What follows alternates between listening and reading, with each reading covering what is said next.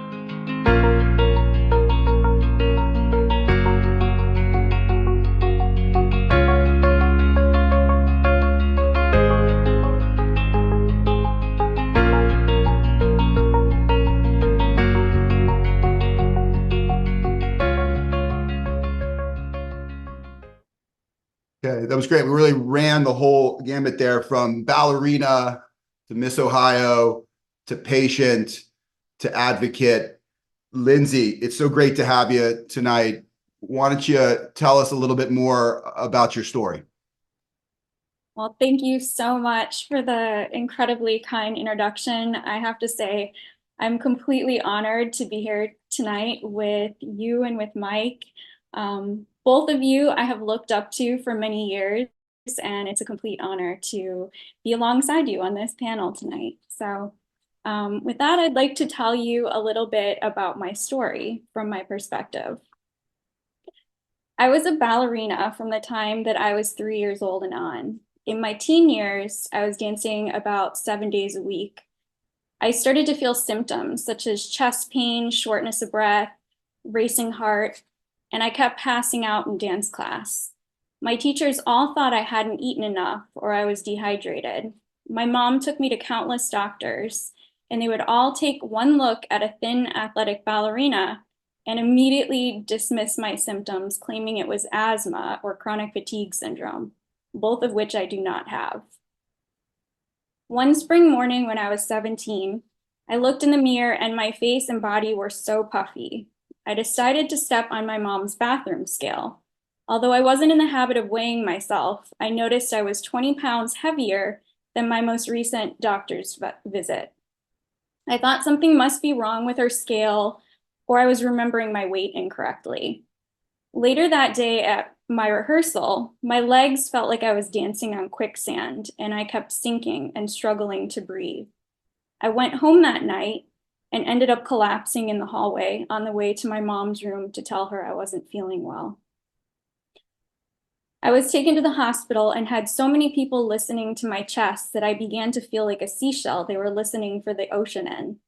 After countless tests, a doctor came into my room and abruptly told me I had something called hypertrophic cardiomyopathy. Upon hearing that, my mom immediately passed out and they put her in the bed adjacent to mine. I was so worried about her that I didn't even notice the doctor had given me a diagnosis that would forever change my life. When my mom felt better, we were able to ask the doctor questions. My first one being, how do you even say hypertrophiewatski? I also wanted to know if I had to give up dance. Would my future children have this condition? With the diagnosis came the death of my dance career.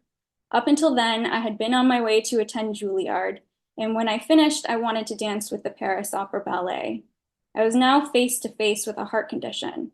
I thought only grandparents and old people have heart problems. I felt really lost. Attending school for things I wasn't passionate about and trying to throw myself into any activity that made me feel as if my creativity wasn't being wasted, such as acting and modeling. I was doing okay in my new life until I was 23 and shooting on a film set. They were rolling the cameras and the lights were bright, yet I felt my vision fading to black. I knew what that meant. I was collapsing again. Shortly after that incident, I had an ICD implanted. While recovering in the hospital, there was a pageant on TV in which one of the contestants were deaf. I thought it was amazing, the awareness the contestant was raising for her condition, using her platform, and that she was showing other young girls that they could accomplish anything, even if they had a medical condition that made them feel different. I wanted to do the same for HCM awareness. And I went on to win Miss Ohio, United States 2011. Through my work, I met so many patients similar to me, and I kept reading headlines about patients who had not been as lucky as us. Kids collapsing during sports, families torn apart by tragedy. I wanted to help them. I wanted to change those headlines, and I wanted to prove that beauty queens are not just passionate about world peace. I pushed for reform for 3 years, and finally in 2017, Lindsay's Law went into effect. It protects student athletes from sudden cardiac arrest through education and awareness. Passing the legislation and hearing its impact directly from families has been a catalyst spurring action in me to find every opportunity to learn and to connect with patients. While I live with side effects from medications and symptoms that can sometimes make walking across a room feel like I just ran a marathon, I'm hopeful. Hopeful for where researchers, providers, Patients and their caregivers are taking this space and hopeful for the time that we're living in and in the advancements in science. Hopeful for the change we're all making so patients don't have to rely on luck for a diagnosis like I did. Thank you. Thank you, Lindsay. It's amazing. It's an amazing story. We're going to come back in a minute to sort of unpack a couple of those major points that you brought up. First, let's introduce Mike now. Mike Papale. Mike, we met many years ago, and we met actually after you had a cardiac arrest from hypertrophic cardiomyopathy during basketball, which I'm sure you're going to talk about in just a minute. Mike obviously was enormously shaped by that and has really, since that point, been an incredible force for patient advocacy in hypertrophic cardiomyopathy and also the prevention of sudden cardiac death as well. So much so that he's the president and founder of In a Heartbeat. It's a nonprofit foundation whose mission is to prevent sudden cardiac death, particularly in young, otherwise healthy individuals. Mike's going to tell us a lot about that. I'll also say that Mike is an incredible motivational speaker. He's often talking to people about this mission. He's a joy to always hear. He also continues to be involved with basketball and sports. He's also very involved professionally in the area of prevention of sudden death with the defibrillator. Going to talk about that, I'm sure, as well. And also, last but not least, Mike Papale is an author. He's an author of a book in which Mike, in 2021, yep, there it is. We both got it up, Lindsay and I. Mike put to paper his story, which he's going to summarize for us in just a second, as soon as I stop talking. But I want to show the book. I looked today, Mike. It's still available, widely available on Amazon. It's got all 5 stars. Not all those reviews are from your mom. A lot of them are from other people. Okay, I double checked that. In all seriousness, I love this book. If you're interested in kind of referring back to story and really understanding this in a way that I think you can enjoy through a book, you really would do yourself right to get this book. Amazon.com, a big heart. Mike, take it away and tell us. Oh, first, sorry, before you take it away, sorry, I think we've got a video that you also put together as well. Let's roll that first, and then you'll tell us also a little bit more about your story.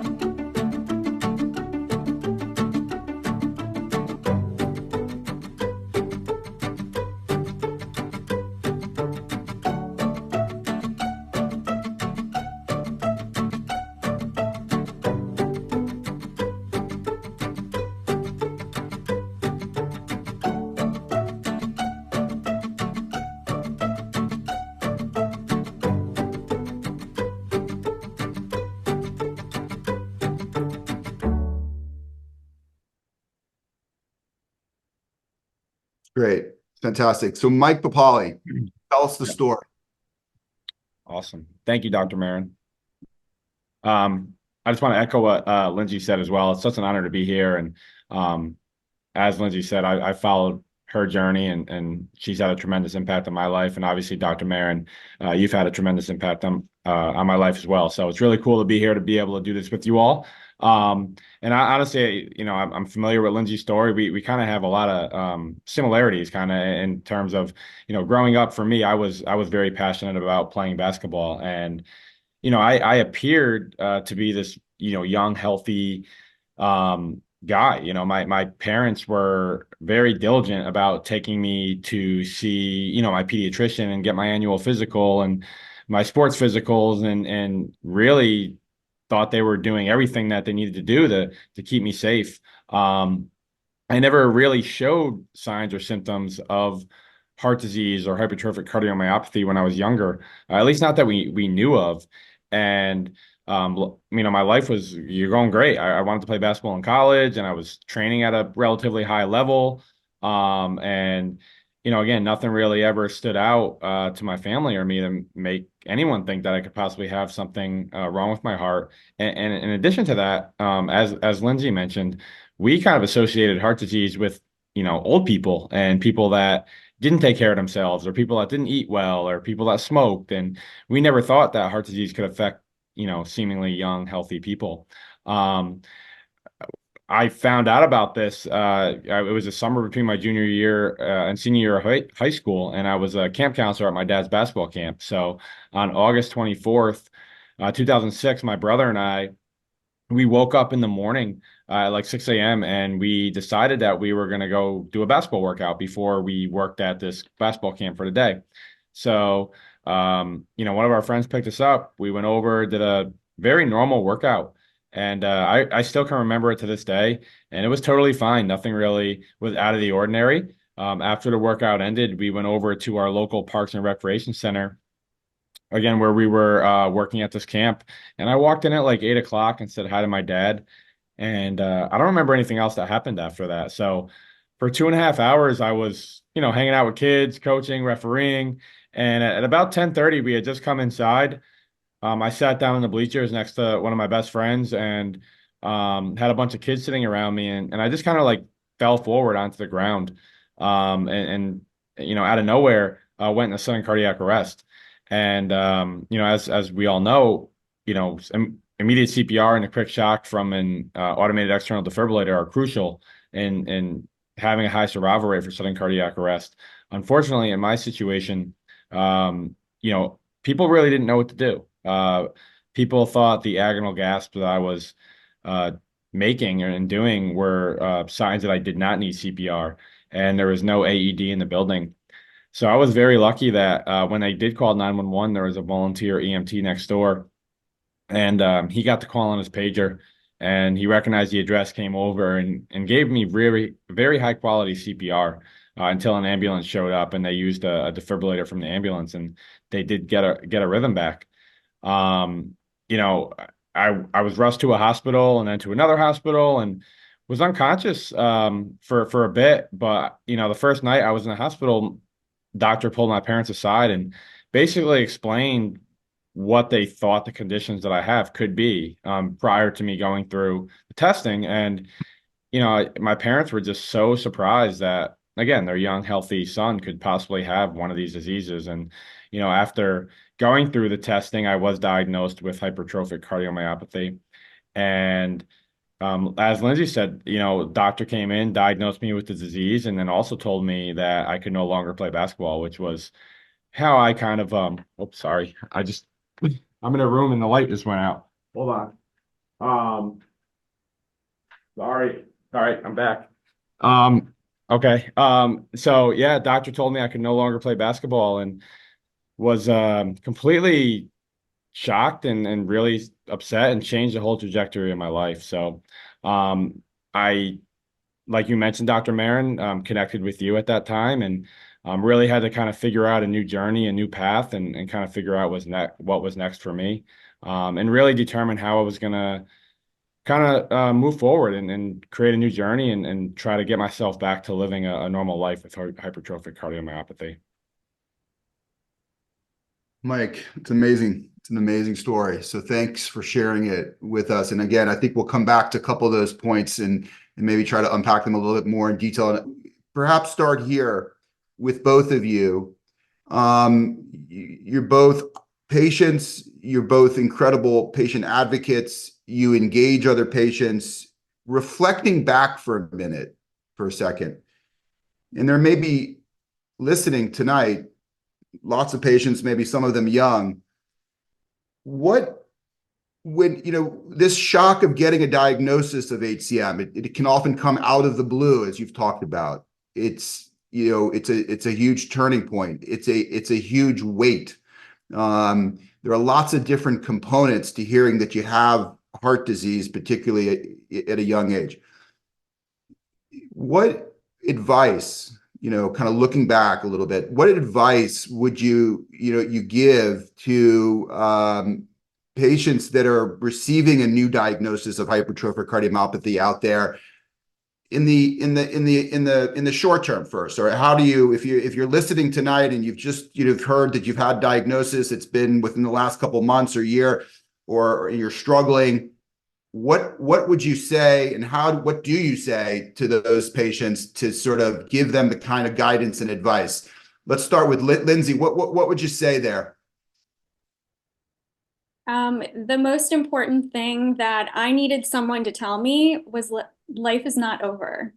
My one true love was quickly stolen from me, and I didn't really know where to turn after that. I thought, like, this is the end of my life. I have this diagnosis that old people have. I had no idea that I would have all of these amazing extended years. I would find new passions. I would find new ways to connect to my creativity. So I needed to learn that life wasn't over. That was definitely the most important thing for me. And besides your healthcare, the healthcare team, were you engaging with other people that sort of helped you or helped instill in you that confidence that you're going to find a different pathway and journey, and that it was going to be okay, and there was going to be a great life still to have? And how did you? I mean, was that family? Was it friends? If you're sort of looking for help, how did you do that? For me personally, social media wasn't around really back when I was Right. diagnosed. And I know that that is such a huge part of our healing journey as patients now. We're able to connect with patients all over the world who are going through the same thing. So that now I think is something that patients can look forward to. But for me personally, it was definitely my support system, my mom, my dad, my brothers, my friends, my Mhm. extended family. Just having them there and helping me through it was really important to me. Mhm. Um, Another thing, actually, that I would like to mention that I didn't have access to at the time that I think is becoming much more widely accepted is just psychology. There is a lot that comes from a huge diagnosis, and the mental health aspect of HCM is something that is starting to be talked about more. And I want other patients to know that it's completely normal to feel the things that you're feeling, and it's completely okay to talk to people about it. Mhm. Did you talk to other patients as well at that early stage? Was that helpful at all? We have lots of, as you were trying to, or you were alluding to, we've got patient organizations now where you've got, chat rooms and access to patients and things like that. Would that be something that you think would be helpful or was helpful for you? It definitely would be helpful. At the time, I think the only thing that I could find on the internet was a message board. Yeah, And quite honestly, the people that were using the message board were probably two, three times my age. So I really didn't feel the connection. right. But now, uh, anyone all over the internet is able to reach out to connect. So I think that having access to these different social media, Facebook groups, these different organizations, I think that that could be really helpful for a patient. Yeah, we'll give a quick shout out to the HCM patient organization, the HCMA. They've got a very mature organization in terms of support, so patients can find other patients and information there, as well as foundations and so forth, as well as, of course, social media and the internet. Mike, maybe you could also give us your insights on that. I mean, young patients getting a diagnosis. I mean, when you think about that, what advice do you give or think should be given in that situation that would help people the most? Yeah. So it's obviously going to be hard, and there's going to be different emotions, and I think that's okay in the beginning. And but I use this. I think the best thing for people to understand is that you can get back to having a very normal life after this diagnosis. So I think it's very important for people to understand that, number one. And then number two, you also have to be patient. It's not gonna, you're not gonna be diagnosed and then tomorrow necessarily doing a lot of the maybe normal things that you want to do. And for me, it took me some time to figure it out. And now I do have a really normal life. I obviously have some limitations. I had to stop doing something I love to do. Um, but I am able to be active and again, really have a relatively normal life of like most other 34-year-old guys. I see my doctors, I see my, electrophysiologist, I take some medicine, I have an implanted defibrillator. So I would say, you can get back to living a normal life. You have to be patient. You have to, have open conversations with your medical team. I think that's really important. And then I think you talked about it. I think there's a really important piece of using these resources that we now have, like the HCMA, being able to connect on social media, like Lindsay said, and connect to other patients. And I think there's a combination of, using the brilliance of your medical team and connecting with people that have gone through many of the experiences that you are currently going through, and combining that as kind of like your treatment. And listening to what people have to say and learning as you go. But I think you can get there, and I think that's what people have to understand. You can get back to living a normal life. It might take some time, but um, like Lindsay mentioned, it's not life isn't over. And a lot of the things that we do when we're young too. For me, I'll speak for myself, but for basketball, I define myself as a basketball player. And as you grow older and you realize that sports don't define anybody, right? Or what you do when you're a kid. You're so much more to life than that. And everybody's career ends at some point. And, for Lindsay and myself, it ended a little earlier than maybe we wanted it to, but it ends for everybody at some point. Yeah, those are really good points. I mean, I think I like that idea of, the medicine is not just your medical team. It's also, engaging, your friends, your family, your support group. Maybe it's social media, it's patient group. It's putting it all together to help you, get to the level of comfort and confidence that you really need to have, when you're faced with a diagnosis of a chronic genetic heart disease like this. I think that was really, really well said. And I think today, we talk a lot about the negatives of social media and all that, but I mean, there are an enormous amount of positives. And I think this is one of them, the ability to access information and support this way for diseases like this. So I think that was really, really a good point. Let me ask you, Mike, while we got you. And then, so, I've often wondered, an event like a sudden cardiac death, I mean, it's such a profound event. I mean, you were, in a way, as close to the other side as we would ever want anybody to be. You lived through that in a way that today, when you talk about it, it's just amazing the perspective that you have on it. For others, they live with a certain weight of that, though. Like there's a psychological weight that can sometimes still be with that, with a disease that, in some ways can always be there in a way, and we don't have a cure, and so these issues don't necessarily go away. And so my question, I guess, is for a chronic heart disease like this, particularly for someone like you who's had a profound event, you're still living with it. It's a chronic situation. How do you find that you get down at different times with this? Does it is there points where it's still frustrating? And if so, how do you handle that? How do you deal with the chronicity of it, the weight of it, sometimes the psychological weight of it? Yeah, it's a great question. So I think it was a lot harder for me early on when it first happened. Yeah. You're not really like when you're 17 years old, you're not, I mean, at no point in our lives are we really ready to handle the conversation Yep. of death. But I did, I guess, have that conversation when I was a teenager because it almost happened to me. And so I think for me, again, it took some time, but I think the trust that I have in, my treatment has really helped me.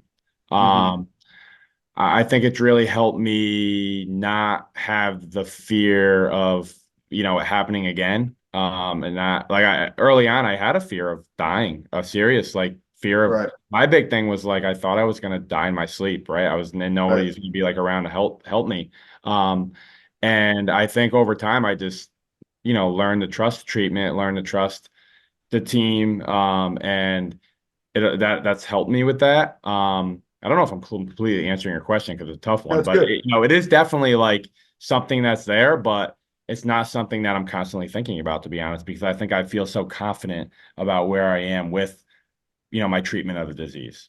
Yeah, that's great. It's a great point. I mean, the treatment, like the defibrillator, I mean, for example, I mean, that's one of the points I make that even if it never ever goes off, it still provides, we hope it provides a psychological benefit and relief and confidence for patients to know that they're going to be safe and protected. And hopefully that helps them to continue the journey through life in a way that they need to have the confidence to engage with. And the treatments can do that. I think that's a great point. Lindsay, do you want to add anything to that, to the challenges of dealing with a chronic genetic heart disease over long periods of time, and how, how you look at that and how you handle that?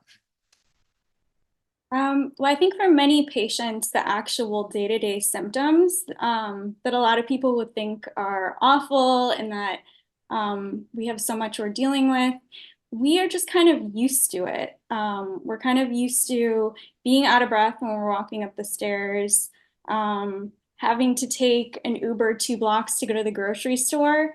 And when other people tell you that's not normal, you don't start to feel like people your age, and that kind of weighs on you a little bit. Um, I think for me, something big that I've had to overcome that wasn't symptom related was I had some things happen with my treatment. I've always thought of my ICD as a little emergency room in my chest that I've trusted to keep me safe.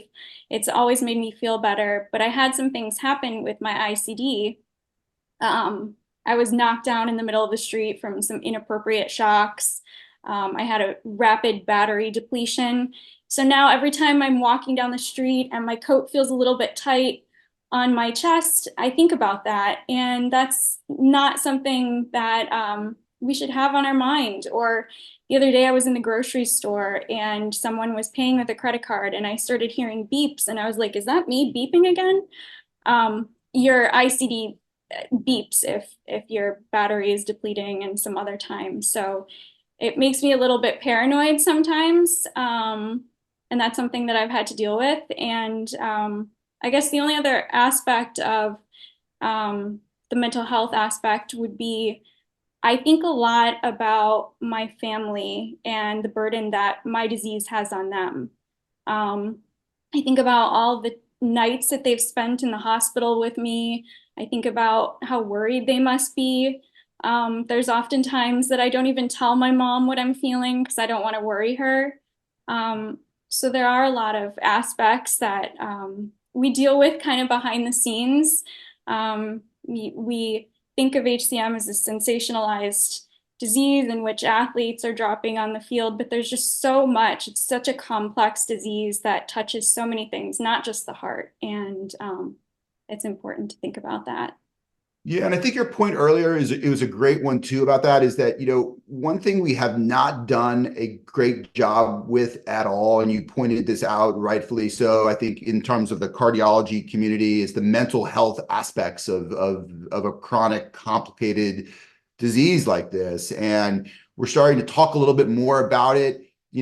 I'm not sure yet we're near the sort of the level of integrating mental health into the care and evaluation that I think patients need, or at least some patients for sure need. And I think it's not even talked about enough. I don't know if you wanted to just comment on that, because you had brought it up, and I completely agree with you. I think it's one area we really need to focus more on. No, I just think that having it a part of these conversations, like tonight and in Right. other times, I think that that kind of puts that on the forefront of our providers' minds. It tells patients it's okay to bring these things up in their appointments. So I think it's something that we need to keep talking about. We need to continue the discussion because that's how we're going to find solutions for it. That's how we're going to comfort these patients that need that care. Right. Exactly. Let me ask you both, for just to shift gears for a second, you're both just absolutely, been changing the game in terms of advocacy in cardiology. and you touched on what your work is there. Let me ask you though, I'm curious to know, I guess, from each of you, what is it now, and kind of looking in the future, what is it that's motivating you from that standpoint? What would you like to see different? In other words, what unmet needs or gaps in the big picture here of HCM or cardiology care that, instills passion in you still from an advocacy standpoint that you would like to see change? What are you working on? What do you want to see different if we were to talk in the next couple of years? Lindsay, why don't you start? My big thing is I don't want kids to have to rely on luck for a diagnosis. So my legislation in Ohio, it's about education of the people that are around the children and the children themselves. That's been passed in several states. I'd like to get it nationwide eventually. I'd also like to have other protections in place. I want to make sure every school is prepared if a child has a heart condition and if something were to happen to them. I want emergency protocols. I want AEDs in every school. And I want to make sure that everyone knows how to use them. So that has been just a really big thing that I hope for the children in our country. It's awesome. It's awesome. Mike. Yeah, obviously I agree with all of that. And I think, I think there's a huge like awareness and educational piece to this of, educating families like Lindsay's Law does. And what we're trying to do is like that these heart diseases can affect young people. And parents, encouraging parents to advocate and understand the family history, help their kids understand maybe what symptoms feel like.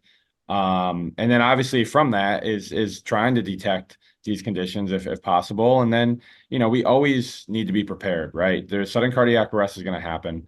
And encouraging more people to be prepared to, be willing to step up before an ambulance shows up, and encouraging more lay rescuers to be willing to do hands-only CPR and how easy it is to use an AED.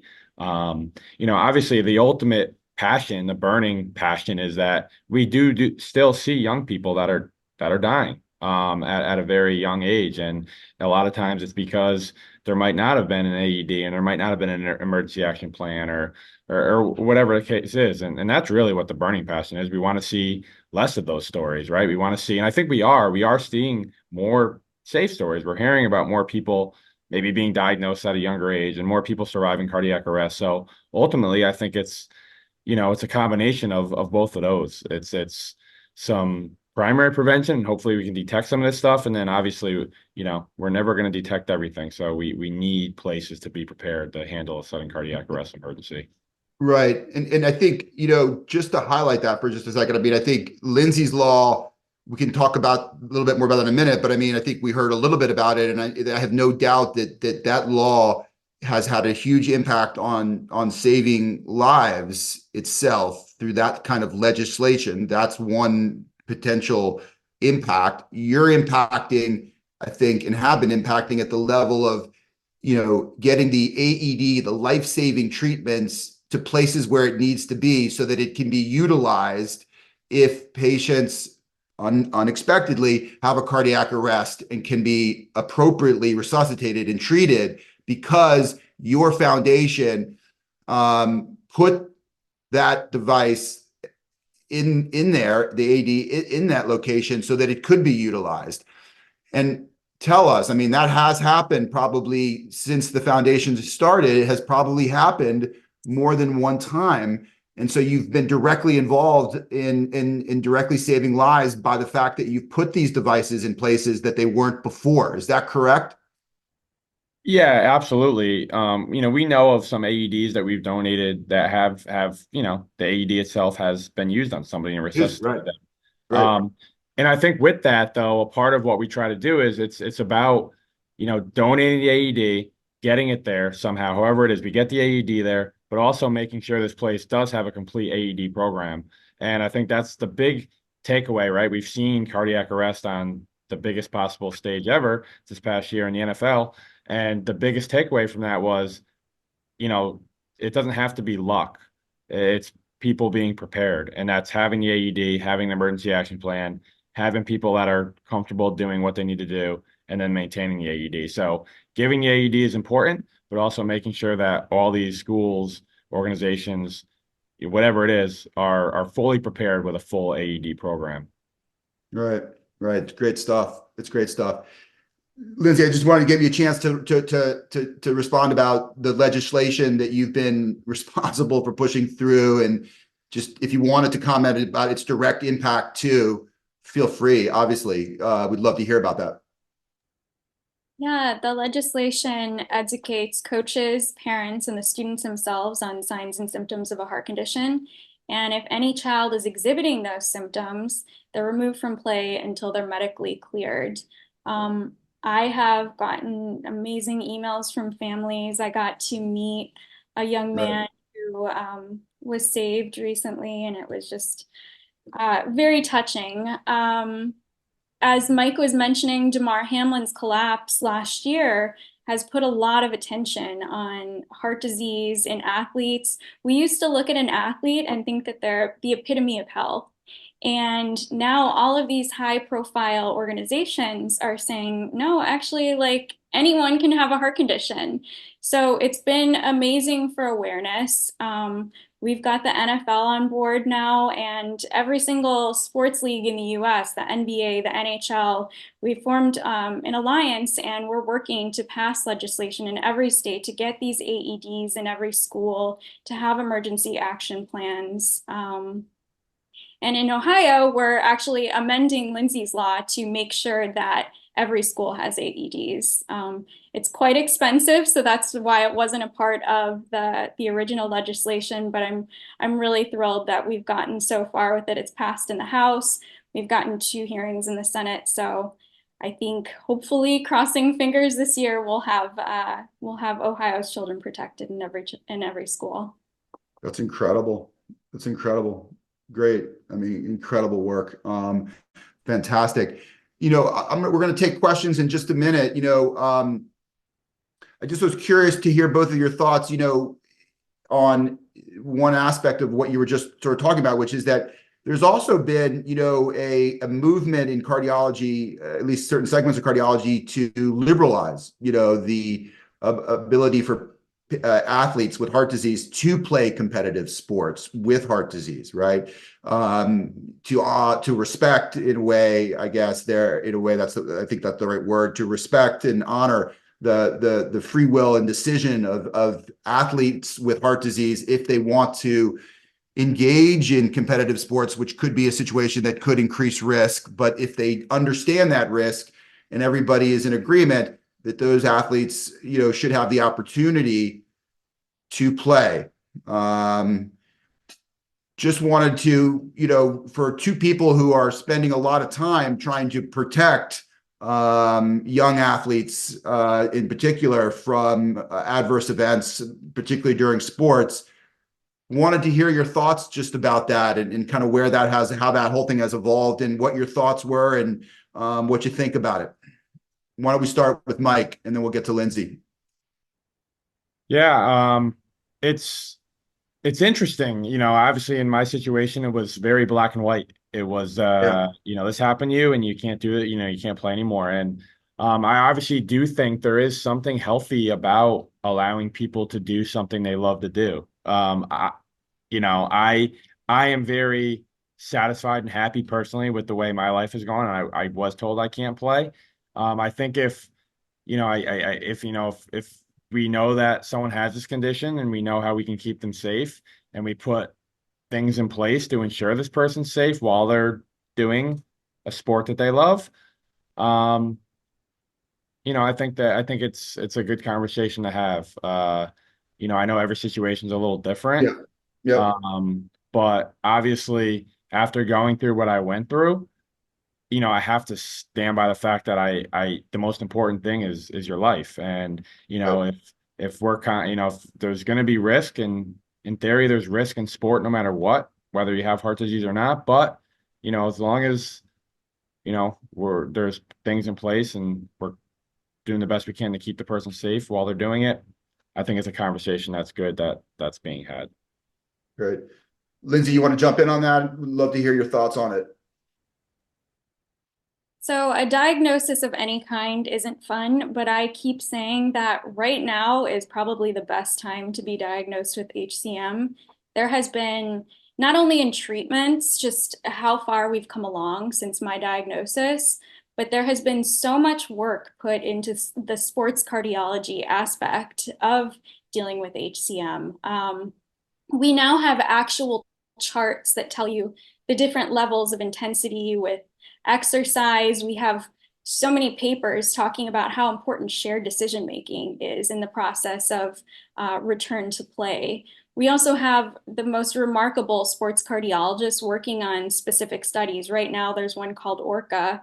I believe that's led by Dr. Bagish, and it's compiling lots of data on athletes, on the physiological symptoms of their heart condition when they're exercising, and also the psychological symptoms as well.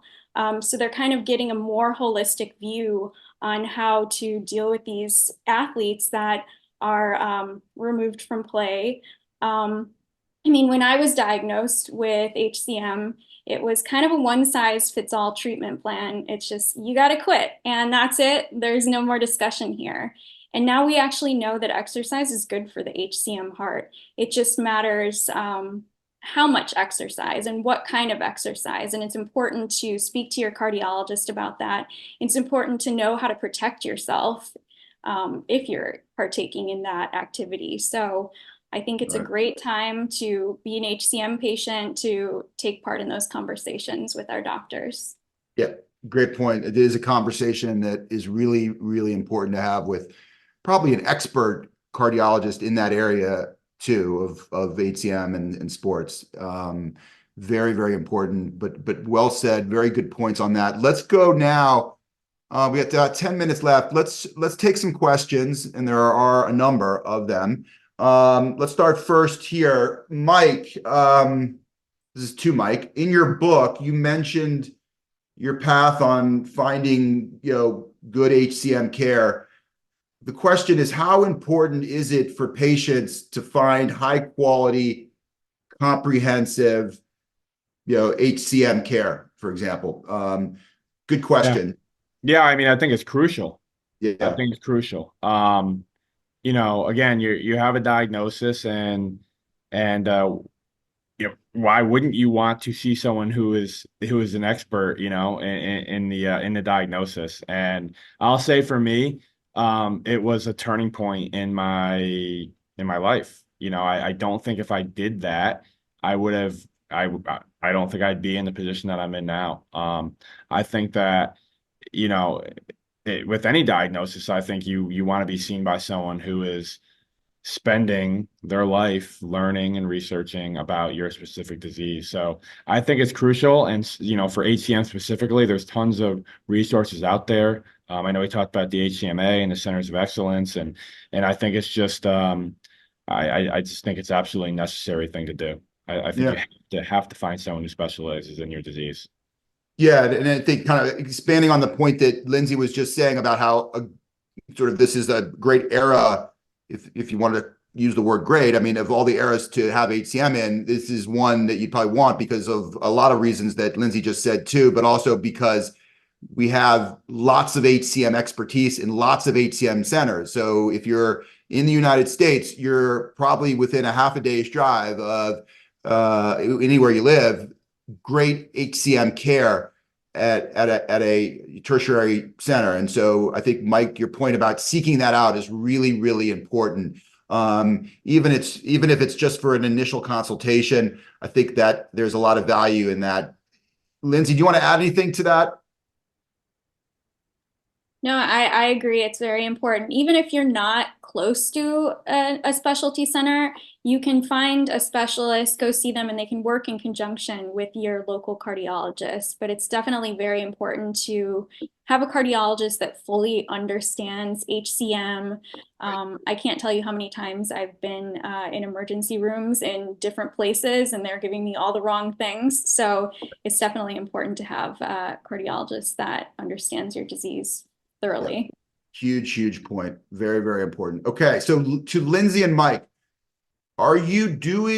the question is, are you doing targeted outreach to young athletes to build awareness and fight the old person stigma, raise awareness, and help combat this very low diagnosis rate?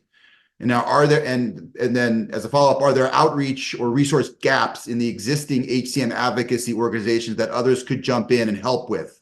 You both are amazing. There you go. Nice shout out. So, Lindsay, you want to comment on that first? Definitely the legislation aspect. That's Right. something that we're using to combat. There's another piece for me personally that I haven't really talked about yet. So you guys are some of the first people to hear about it, but I have a children's book coming out in the next few months that educates kids, educates their parents on HCM, on symptoms, on treatments. So hopefully that will help them understand that little kids get it too, teenagers get it too, athletes get it too. This is not something that anyone should feel weird about. 1 in 200 people get this. So it's very common, and you have a very big heart family out there. Great. Mike? Yeah, yeah. I mean, so we are, I think that, the educational piece and some of the stuff we're doing with our nonprofit here in Connecticut is around that, is just making families aware. We do some, we do some pre-screening, and I think there's still a question of like, why, I don't know, why should my kid do this? He's a young, healthy athlete. And, we try to help educate, and, we speak just at schools. And, I think the big things that we're telling people are, how important family history is, really, really understanding family history, really understanding symptoms. In terms of gaps, it's hard, it's really hard to reach parents, right? Parents are like so overloaded with information as it is. Right. So I think, and they're also like, in terms of medical care for their children, they're doing their sports physical, they're signing them off paperwork. I think there are ways we can, maybe do a better job, and us as well here with what we're doing of really hitting home the points and the specific heart things that parents should be looking out for their kids. Yeah, great points, Mike. Those are great points. So we got a couple minutes left. Let's do two more quick questions. Two more questions. Let's have relatively quick answers so we can get both of them in. For people listening today who may be having cardiovascular symptoms that haven't been improved with their current management, what are some questions? This is good. What are some questions that those patients can take to their provider, that they can, a provider test that they can request? So in other words, what's your advice for patients that are struggling a little bit with their symptoms despite the management that they're getting? How should they handle that with their provider? Mike, any advice there? Yeah. I mean, number one, you always have to advocate for your own health. I'll say that. So, I guess the quick, easy answer is, if you feel like things aren't improving, you do need to maybe find someone else, or a specialist, or someone, that maybe is more specific towards the things that you're feeling. That would be my number one piece of advice. And, being very clear about how you're feeling. And, Yep. Again, if the care is not improving, you need to find someone that maybe has some more expertise in Yep. in the symptoms. Move on and find somebody that may be able to help you there. Good. All right. So, and then Lindsay, you want to comment? No, I agree with everything he said. Okay, great. So then we're down to, let's do one more, because I think I'd like to end on this question. I think if anything tonight, perhaps by listening to both of you, we've been inspired, beyond just learning, we've been inspired, I hope, and maybe in a way transformed by your stories and your passion for HCM and making lives better for patients. So with that said, for both of you, if patients want to get involved in advocacy, either at the local or national level, What's your advice on, how they start that? How do they do it? Reflecting back on both of yourselves and your journey, what advice would you give? Lindsay, you want to start? I think kind of look to other patients that have done similar things, reach out to them. We are always so happy to talk to other patients and to help them. For me, a part of my healing journey has definitely been connecting with other patients and helping. So I want that for other patients as well. I want to empower them to be able to do these things as well. I guess from a grassroots advocacy and legislation aspect, just know that I had zero experience in legislation. I had no idea what I was doing. I was completely overwhelmed. And you just have to realize that elected officials go into office because they want to hear from people like you, and they want to hear ways to improve the community for people like you. So write to legislators, call legislators, tell them your idea. And as long as you're telling them your story and giving them a connection to the cause and to your idea, that's the quickest way to help impact change from a policy standpoint. Really well said. Mike? Yeah, really quickly, obviously agree with everything. I would encourage anybody to get involved in any way that you're comfortable doing it. I think it's great. It gives you a purpose, which is so important to have in life. And there's so many organizations out there that you can get involved with. National, in your community, there's just so many out there that are doing all different things. And I would encourage any patient to get involved, because it really adds a really important piece in your life. It has for me. It's awesome. Well said.